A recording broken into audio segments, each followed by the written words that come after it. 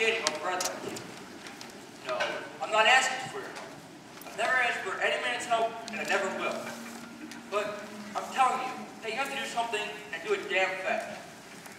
All right, we'll talk about it on Friday. All right, Friday at the White House.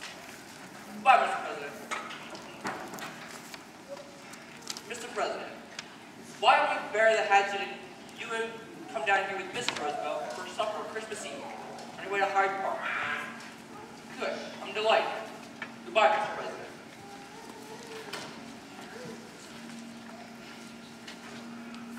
If I knew he was going to say yes, I would have never asked him. Grace, call Al Smith and find out what Democrats. Yes, sir.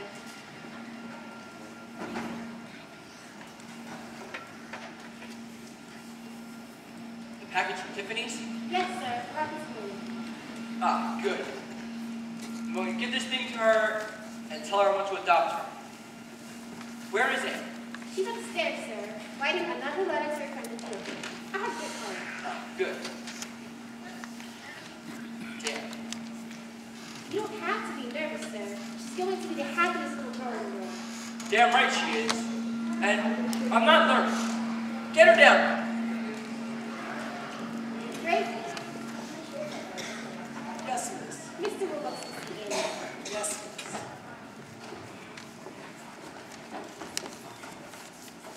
Miss Annie, Mr. Warbucks will see you now. Thank you, Mr. Gray.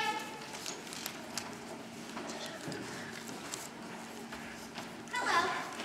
Hello, Annie. How are you today? Fine, thank you. How are you, sir? Fine. Fine. Fine. Fine.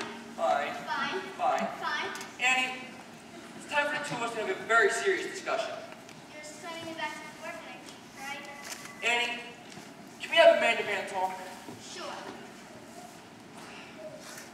I was born into a very poor family in what they call Hell's Kitchen, right here in New York. Both of my parents died before I was 10. And one day, I promised myself something. One day, some way or another, I was going to be rich. Very rich. That was a good idea. By the time I was 23, I made my first million. Then in 10 years, I turned it into 100 million. Boy, in those days, that was a lot of money. But anyway, making money was all I ever gave a damn about. And I might as well tell you, I was ruthless to those that had to climb over to get to the top. Because I always believed one thing. No matter how many Rembrandts or Duesenbergs you've got, you have to be nice to those that you meet on the way up. You're not coming back down again. But lately I've realized something. No matter how many Rembrandts you've got, if you have no one to share your life with, if you're alone, then you might have to be broken back in Hell's Kitchen. Annie, do you understand what I'm trying to say to you? Sure. Good. Kind of. Kind of? I guess not. Damn. I was at Tiffany's the other day, and I picked this thing up for you. Gosh, thanks, Mr. Willows. Thank you very much. I had it engraved. Oh, gee. Oh, gee. It's a gold locket, Annie. I noticed that old broken one you always wear, and I said to myself, I'm going to get that kid a nice new locket. Gosh, thanks, Mr. Willows. Thank you very much. Here, we'll just take off this old broken one and... No, no, no. I don't want a new one. Annie, what is it? This locket. My mother and father left it with me when they left me at the orphanage. They're coming back for me. And I know being here for Christmas with you, I'm real lucky, but I don't know how to say it. The one thing I want more than all the world is to find my mother and father and to be like other kids with both my own. Annie, I'll find them for you. I'll find your mother and father. I'll get her a brandy. It's going to be all right. You just see. If there's anybody who can find your parents, Warbucks is the man. Mr. Willows will find your mother and father. If it's to pull every political string there is to pull, up to and including the The League of Nations. If he should need me, FBI.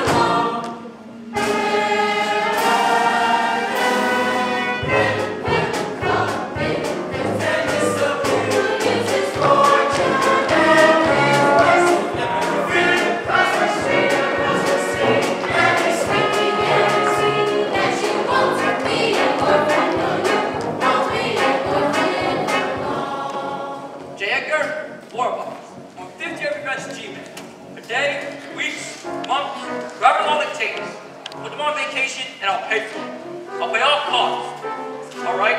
When can I have it? Tomorrow morning? Good.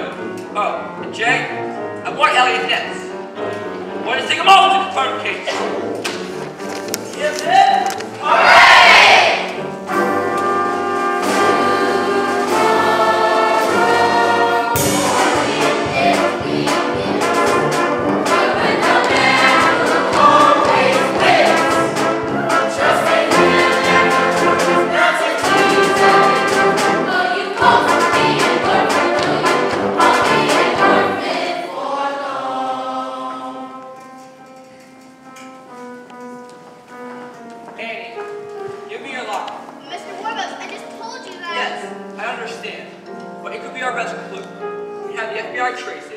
Trace where it was bought, and who bought it. Oh, okay, and maybe the FBI should find out too. You watch, Andy. You might be meeting your mother and father within a couple of days. Really? Really.